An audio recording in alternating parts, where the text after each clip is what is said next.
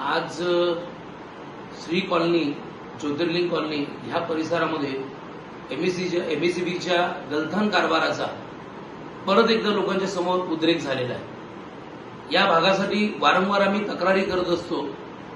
मागच्या तर शेवटचीच तक्रार आमची 3 जूनची होती की त्या भागामध्ये कोणतंच एक सुद्धा विद्युत पोल नाहीये किंवा त्या भागात ट्रान्सफॉर्मर नाहीये, तरी देखील सर्रासपणे फक्त 2 पैसे मिळावे या अधिकाऱ्यांना म्हणून त्या भागामध्ये सर्रासपणे कनेक्शन दिले जात आहेत। जर आपली तेवढी क्षमता नाहीये तर त्या भागात तुम्ही कनेक्शन का देता, याविषयी मी वारंवार त्यांना जाब विचारत असतो।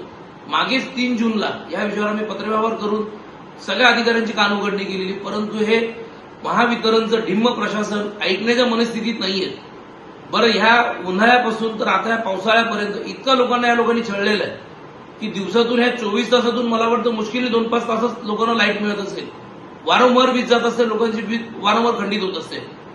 कुठेतरी मला असं दिसतं की या माध्यमातून या खुर्ची तिथे बसलेला जो एक्झिक्युटिव्ह इंजिनियर आहे, काहीतरी मला वाटतं बोडकी की कोणी अधिकारी आहे, तो अकार्यक्षम अधिकारी असं मला वाटतं।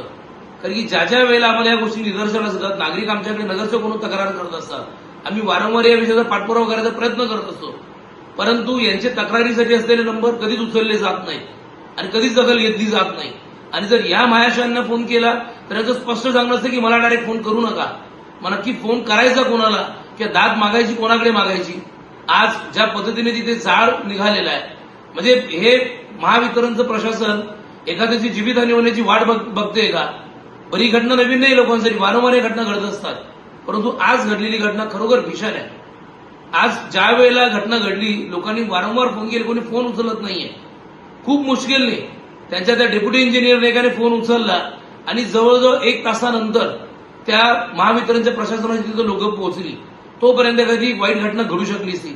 एकतर पावसाळ्याचे दिवस आहेत, वर्दळीचा रस्ता आहे त्या भागात, ज्या भागात ही घटना घडली, त्यामुळे या आजच्या घडलेल्या घटनेचा मी तीव्र शब्दात निषेध व्यक्त करतो आणि येत्या आठवड्यामध्ये या घडलेल्या प्रकरणाचा आम्ही निश्चित या महावितरणाच्या प्रशासनाला जाब विचारल्याखेरीज राहणार नाही। मागे देखील आम्ही जो बोडके नावाचा इथला एक्झिक्युटिव्ह इंजिनियर आहे याची बदली करण्याची मागणी केलेली आहे, कारण का या अधिकाऱ्याची ऐकण्याची थोडी सुद्धा मानसिकता नाहीये, लोकांना उत्तर देण्याची त्याची क्षमता नाहीये किंवा काम करण्याची त्याची अजिबात क्षमता नाहीये। ज्या वेळेला आम्ही तक्रारी करतो वीज वारंवार खंडित होत असते, स्पष्ट उत्तर मिळतं की अतिरिक्त लोड वाढलाय। दरवेळेला उन्हाळ्यामध्ये लोड वाढत असतो तर त्याची पूर्वतयारी यांची असणं अपेक्षित आहे, परंतु तसं होत नाही। परंतु लोकांना बिलं मात्र वारंवार योग्य येत आहेत। अगदी 1-2 दिवस जरी बिल लेट झालं तरी सुद्धा त्यांचं बिल कापलं, मीटर त्यांचं कापलं जातं। त्यामुळे मी तीव्र शब्दात आजच्या घडलेल्या घटनेमुळे मी ह्या महावितरणच्या प्रशासनाचा तीव्र शब्दात निषेध व्यक्त करतो आणि निश्चित येत्या आठवड्यामध्ये आम्ही या घटनेचा जाब या संबंधित अधिकाऱ्यांना विचारणार आणि ह्या बोडके नावाचा जो एक्झिक्युटिव्ह इंजिनियर आहे हा अकार्यक्षम अधिकारी आहे, याची तात्काळ बदली करा अशी देखील या माध्यमातून मी मागणी करतो।